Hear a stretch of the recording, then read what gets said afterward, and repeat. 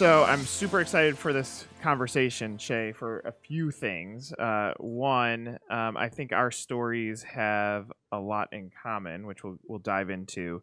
And two, I think you're carving out a new category that is still undefined. So I want to learn more about that. But with all of these, and we've had some amazing stories on here, from Olympic gold medalists to we had an awesome interview with the mental coach for the Chicago Cubs last week. But same question that I asked them is, if someone says, "Tell me your story," how would you start off by saying that? Oh, yeah. It's a crazy story. I think it depends on how deep you want me to go, but just in terms of like my career and what has led me to the point that I'm at now in my adult life, there was a lot of hardship. There was a lot of, trial and error, a lot of like taking risks that didn't pay off for me. Obviously, I took some risks that did pay off, but, I've always been a very rebellious kid. I was really outspoken. I was smart. I got good grades and I was a good student and all that. But I just really wanted more than I think the average person typically does. So I did go to college, but I was really going to appease my family, and it wasn't really for me. I did not actually do well in college, even though I had been a great student previously. And, I eventually reached a breaking point where I was like, okay, I'm not living for me. I'm not doing what I want. I'm going to quit. I'm going to drop out and I'm going to do music, which was one of my, childhood dreams, to be in entertainment, be a singer. And so I really dropped everything and just started making music, but I had no support. I had no marketing skills. I was really, it was a struggle, and I was waitressing to support myself. And after a few years of, the hustle and bustle, I was really not getting anywhere. And that's when I stumbled across an opportunity to create video content for large pages online. And that's really when my life, started to shift the trajectory, where I became a marketer and I became a businesswoman. And even though I kind of had the entrepreneurial spunk, I was an artist, I didn't really ever buckle down and try to make my own business. So that's really when it started, was when I started getting these clients that just needed video. I got to learn video because that was a tool I wasn't really an expert on at the time. And I got to amass all this knowledge from these blog owners who had, historically grown pages and really understood social media and how to get attention and all of that. So I just soaked it up like a sponge. I started making money, started getting more and more clients. I quit music completely, just like put it on the back burner. I will get back into it this year, but it's really cool now. After a few years of being more introverted, more of a businesswoman, more of learning marketing, I've kind of fused the two, and I started creating my own content again. Started getting really a lot of traction on LinkedIn, a lot of leads, a lot of people that just follow me to follow me. They find me inspirational. So that's been really, really cool to be able to give back to the community, but also really cool just kind of like be back to my roots of like creating and being artistic and growing my own personal brand, while also doing the marketing and scaling my next company. So here I am. So you have this passion. You're growing up, I assume, with this passion that you want to be in music. At what age Yeah. do you decide that you want to be a professional musician? Whatever that could potentially mean. What age are you deciding Oh, that? oh gosh. I mean, very young. I very like 5 or 6.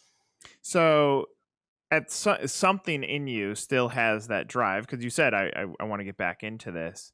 Were Yeah. did you ever get to a level of being frustrated that what you were projecting in your mind of where you wanted to take music was not aligning with what the outcome was? Yeah. Yeah. Very frustrating. I think it can be actually a really defeating feeling to follow your highest excitement. Because that's what everyone says, right? Follow your dreams. Don't worry about money. Just do what you love. Everything will fall into place. When that doesn't happen, It's depressing. I mean, it really was. I loved music, even though I was waitressing, and it's not like I was like living the best life. I was really happy at that time because I was just like being creative, doing what I loved, but like what I loved wasn't valuable to people. People weren't I wasn't gaining traction. I wasn't creating a wave or a result. And I eventually had to be real with myself about that. Like, okay, you love this, but if no one's really finding value in your music or what you're doing, like, should you just keep doing it? No. Like, you should, reprioritize, shift directions. And I actually think that's a fork in the road that a lot of musicians come to, but a lot for most people, their ego doesn't let them do the more pragmatic thing. They're like, no, I'm not going to quit. I'm not going to sell out. Like, I'm just going to keep struggling, really. And then they really never end up making it, so to say. So even though it was really depressive and hard, I can't really look back and say I regret it because the risk I took by quitting and learning marketing is definitely paying off now. But yeah, I mean, it is, to me, I just had to be real about, like, hey, you're not the most naturally gifted singer. You don't have like a classical music background. You really are just winging it here. Maybe you're not that good at this. You just kind of have to be, maybe you're not that good at this. But I changed, I refocused, I did start creating again. It's just not music, it's video, Yeah. which now I see is really valuable to people. And I'm like, oh, maybe I don't have to make songs. Maybe I can make skits, or I can make, educational and entertaining videos.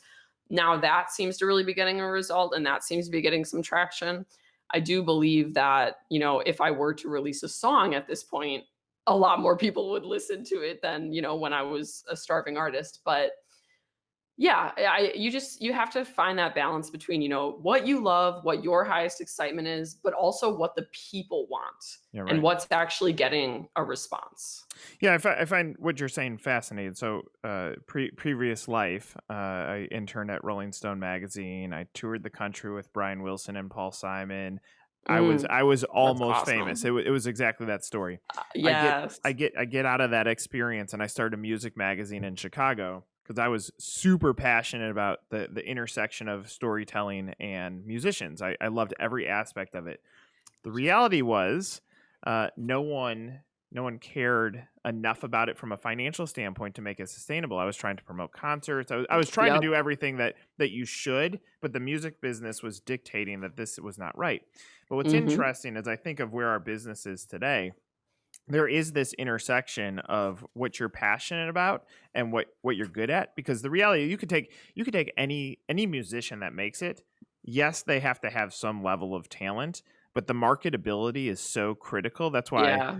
Yeah. Hootie and the Blowfish, Darius Rucker goes and does country music. He wasn't marketable in this, he figured out his niche. So as you think through where you are today, I would imagine that just even the operational structure of how you would create a piece of music, if you apply that same operational structure to whatever widget you have, which happens to be content marketing now, it's ultimately the same creative process. You're just applying it to a different widget. Yeah, no, that's exactly right. Find what your strength is and figure out a way to incorporate that strength into everything you do and capitalize off of it. Let's go back to you mentioned that I went to college for my parents. Do you feel like, I mean, I've had this discussion with many people. It seems like those that find success later in life, like college was there for an experience and necessary for a transition to figuring out what you want to do. But as you think about the value of a college experience, is that what you see the value of it as? And do you feel No. like younger folks don't have the platform to be able to combat the system that says you have to you have to go to college? Um, yeah, I mean, I really think that the value of it has reduced drastically. It's reduced at such a fast rate that the social pressure to conform hasn't quite caught up yet. And I really don't believe what you're saying, is true anymore about, like, oh, well, maybe I don't use my degree directly, but college was a great experience for me because it's where I transformed myself. It's where I made friends and I learned things. Like, you don't need to go into a bunch of debt to have those experiences as a young adult. Since the dawn of time, all young adults, when they leave the nest, figure out where they want to go, meet friends, gain new experiences. Like that. That's not. You don't need to go on a college campus to experience all of that. And I see this kind of like a mass denial in people who probably are still paying off debt for a degree that they did not necessarily need, where they justify it by saying, but I don't regret it. I learned so much. I had so much fun at that time in my life. Whatever the case may be, it's really a cover up for not wanting to admit you were wrong, and you kind of did something unnecessarily, and you have a bill every month that you have to pay for,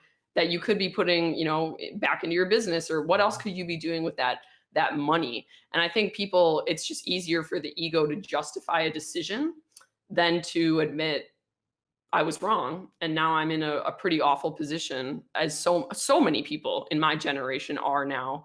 And it's kind of split. I think some people are really real about it and say, I made the biggest mistake ever. I have this debt I don't need. And then some people are just kind of like still upholding this college bubble and like are in denial about it because it's hard to face. I Yeah. think eventually corporate America is going to come around as those that went through the call it this younger generation, as they turn into the executives of companies, where it's Mm, not, yes, we need a check mark that you went to college. It's, let's yeah. talk about grit.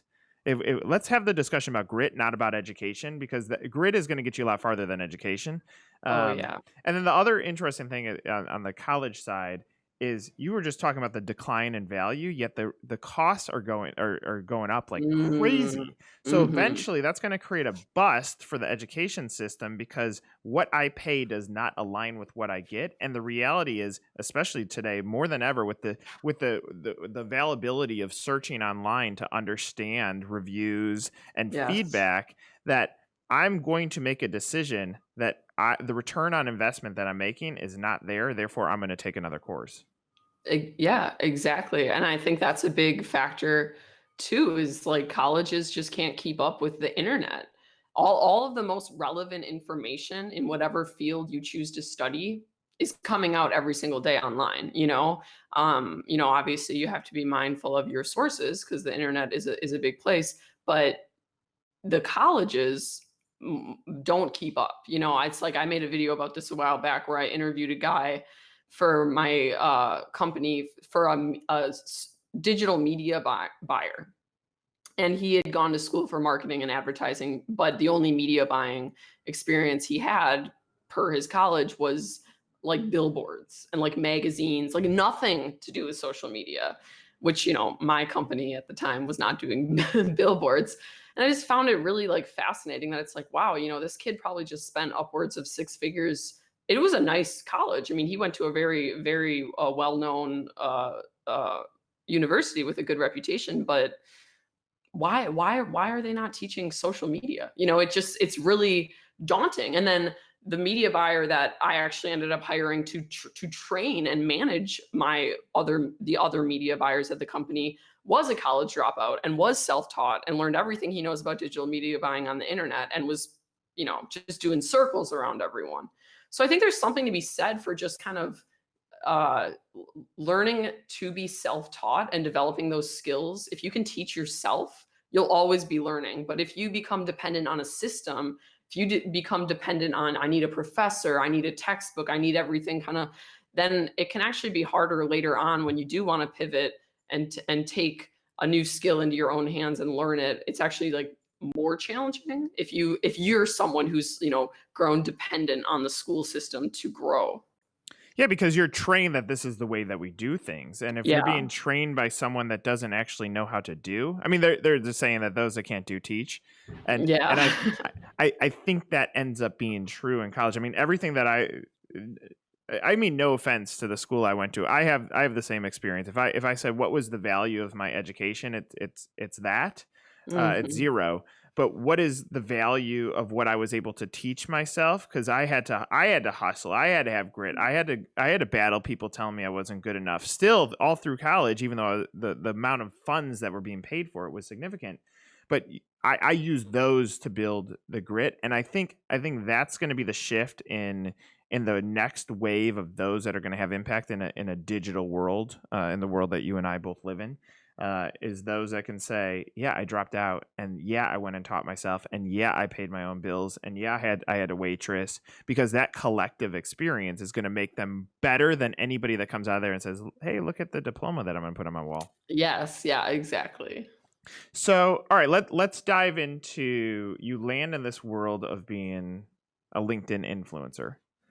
This is Yeah. this is still an undefined category. Yeah, yeah, and there's the Gary V's of the world that has a massive team that can make his content move. Can't knock that. And Yeah. I loved your video, by the way. That Thank smart you. smart marketing, finding your niche and knowing what's going to resonate with audience. But how do you end up in this place where you see the opportunity, especially in a device that isn't overly friendly to organic?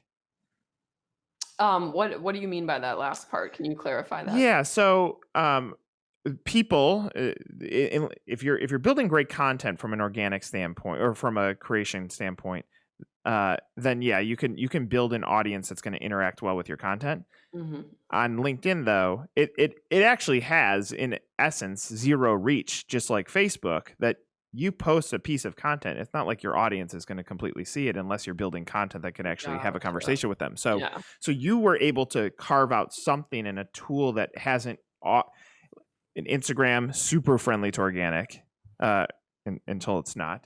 A LinkedIn, not yet, but you found a way to master that.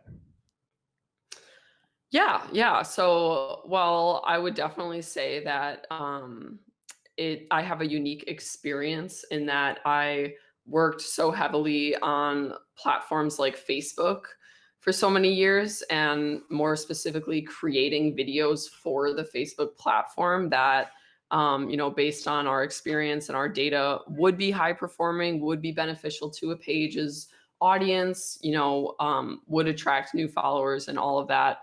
I really got to study for years content on social media, and even though I was very introverted for most of that time, it humbled me because it taught me things I never knew about getting attention, about marketing, that would have been beneficial in my previously my failed music career.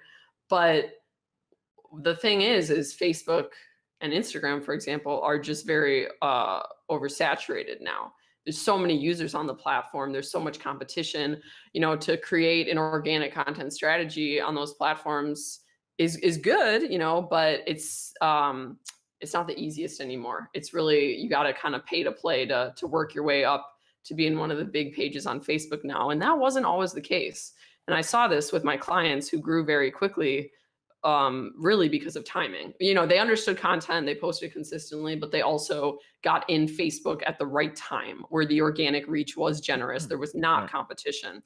So for me, it was like twofold. Not only did I learn about content, what gets attention online, and I was able to replicate that for my own brand.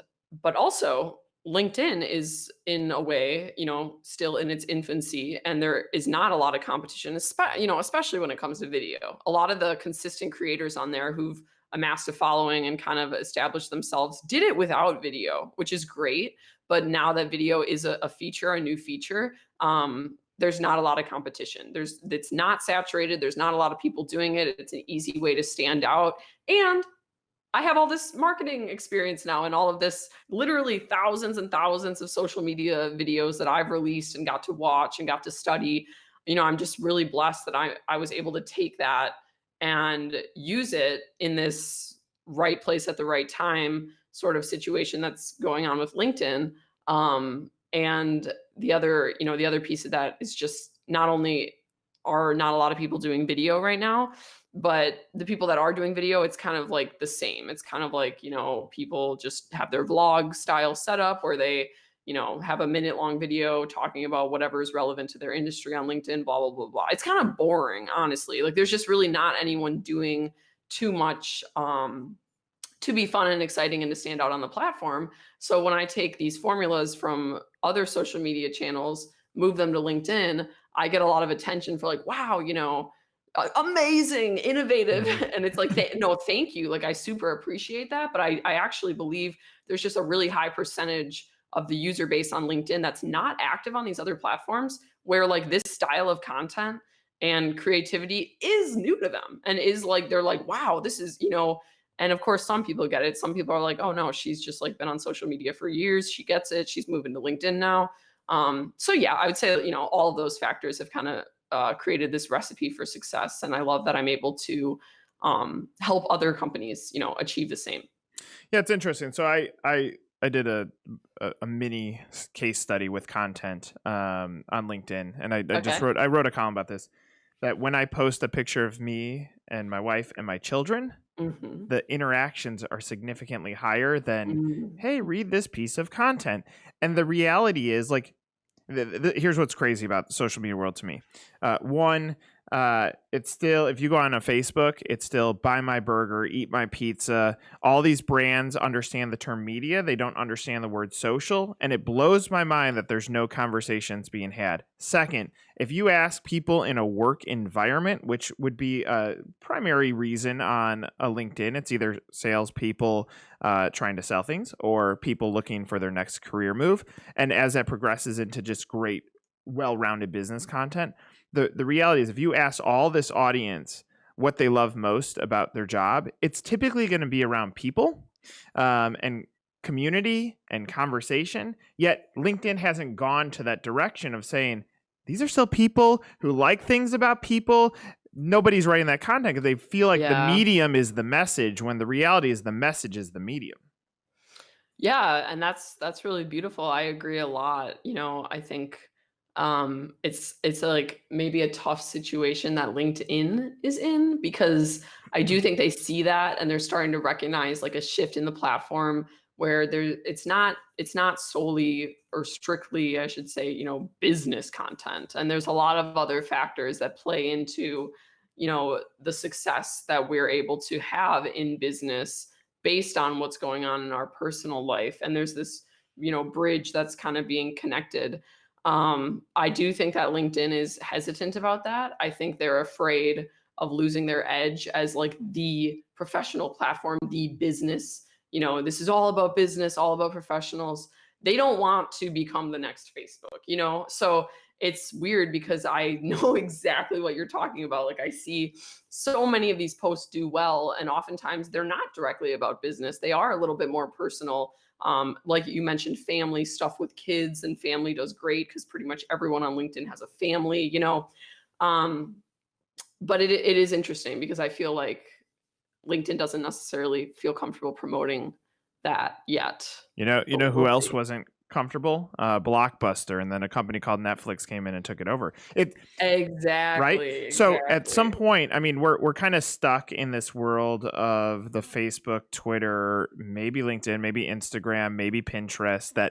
That's the world that we, maybe Snapchat, maybe WhatsApp. There's plenty on the periphery, but eventually there's going to be a disruptor, call it the Netflix of social media, that comes in and says, hey, why are we segmenting the way we talk, and why don't we open it up to be something that connects with us as individuals? I think these devices are smart because their algorithm should read how we behave, how we act, how we Mhm. like things, how we comment. So then eventually our news feeds should be customized to us. I think there's something revolutionary that's going to happen. It's like if I read a newspaper, I may go to sports first and then business, even though the newspaper is handing me news and then business and then lifestyle and sports. I get to decide how I read it, and eventually these news feeds will be able to catch up to us as humans that say, Mhm. here's what either you or I want to read on a daily basis, which will then become more powerful to advertisers, which will then be more powerful to individuals.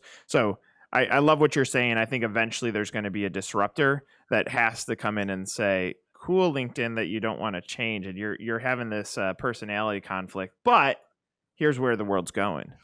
Yeah, no, I completely agree. Thank you for saying that. I do think they will change, you know? I think they're just kinda tiptoeing their way around it currently, but, like, there is no reason that LinkedIn should not become the next biggest, most used social media network. I mean, it's really like when I look at the ideal situation for LinkedIn, it is kind of what I mentioned earlier, that fusion between personal and professional, because this is like an awakening that's just happening in mankind already, where people are sort of becoming hyper aware of like the mass level of depression, the mass level of like unhappiness. Most people don't like their jobs, studies have proved that. I think that it's shaking things up where this kind of historically dry platform that was meant to be dry in a sense, because that's what the older generations have been taught. Like, that's what business is. You leave your personal life at home, you put on your suit and tie, and you put your best face forward, and that's it. Like, those days in the real world, those days are just kind of ending. Right. So LinkedIn has an opportunity to embrace the more personal side of the professional experience, and ultimately become more like Facebook in the good way, in the sense that it's just a household name, it's very well known, everyone has a profile. But the difference, I think, will ultimately be in that the user base is there for a more, how do I say, mature reason, for the reason that they want to make more money, for the reason that they want to grow, they want to break through their limiting beliefs, they want to get inspiration. Facebook has those elements, but it's really not necessarily about that, is it? You've got jokes on Facebook, you've got nasty stuff on Facebook, you've got trolls, you've got memes, you've got more just being connected with friends from high school and wanting to Right. catch up with them. I think that's really what LinkedIn is afraid of becoming totally. But given that the user base is all professional, I mean, all people that created profiles because they have some sort of motivation to make money, or get a job, or they're more educated. It's kind of like Facebook on steroids. It's like the best of Facebook, but all on one platform with a bunch of professionals who really are there to help one another, and to grow. Yeah. It's really It beautiful. it's hard for businesses to get this, but no one gives a shit about LinkedIn. They give a shit about themselves. Mhm. And therefore the humans that are on that will end up dictating the direction whether LinkedIn wants it or not. Yes. Yeah, so the rotation or the shift is going to happen regardless. Yeah. No, I agree. So as you explain to your family now what you do, and even your take on college with parents who were saying go to college, do they get what you're trying to accomplish in your career? Can they understand it? Um, I mean, like, I just think, given my personal situation with my family, it's hard to answer that. Like, no, Yeah. I don't think they get it. But that's also it's the same root reason I don't really talk to them or have a close relationship with my family. I think that it's very easy to get caught up in what your parents feed you and your parents' expectation of you. I mean, being a parent, you have way too much power. I mean, you have so much power. Just having a child is the hardest job in the world, as they say. But it's really scary because, if you're raised by people who don't have their own issues worked out, or maybe they're just not living in reality because they've themselves dealt with so much trauma, demons, mental health struggles. They're really not in the position to raise a child in the real world, in reality, and look at the logic of things. And this is what narcissistic parenting is. This is the dilemma: is parents don't actually look at what is best for their kids objectively. They look at what is best for them personally as a parent. Like, will my kid make me look good? Will my kid get a degree so I can tell my friends that my kid is educated?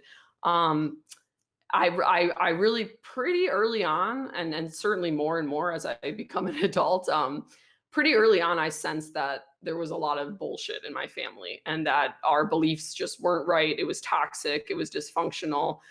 But even knowing that, even in my gut, knowing like, something's not right here. Like, I feel like I should listen to my own heart and not my parents. Yeah. There's still so much pressure to listen to your parents because we want love. We want to believe that our family is the beautiful white picket fence American dream that everyone wants. We want to believe this lie that everything's good and that my family's normal and that my parents really do want the best for me and they love me. It's kind of like the college debt denial. Like, it's not necessarily true. Some people's parents truly don't give a shit about them, and it's really really hard to wake up and break out of that. Go find your own go find your own family and build life on your own terms. And that's why I really feel like I've gotten through the hardest phase, because I've actually broken out of that and I am doing my own thing despite what my family thinks of me and everything.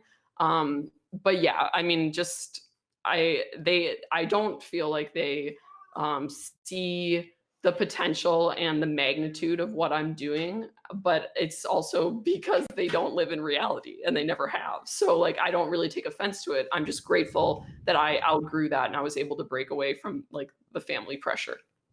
Is that still in you as a driver? Does that motivate you? Does that fuel you every day? That knowing what you've gone through on a personal basis to punch through or to disrupt, is that a motivator for you? Absolutely. I mean, yes, it is, but I would say even more specifically, I do, have a motivation to help people in toxic family situations break out. And I touch on this sometimes in my content, but it really is so important. I am a really strong girl and I am a very, outspoken truth seeker. I'm just always looking at like what's the reality, what what's bullshit and what's reality. And I think ultimately because I kind of have that rebel in me already naturally, it was easier for me to come to the realization that my family was not healthy for me. And that even though they're my family and they're my blood and the closest to me, they were the worst thing for me. And I had to break away from that. And that's really painful to do. That's really hard to do. And I'm a strong girl. You know what I mean? Like, I have the personality to like rise above.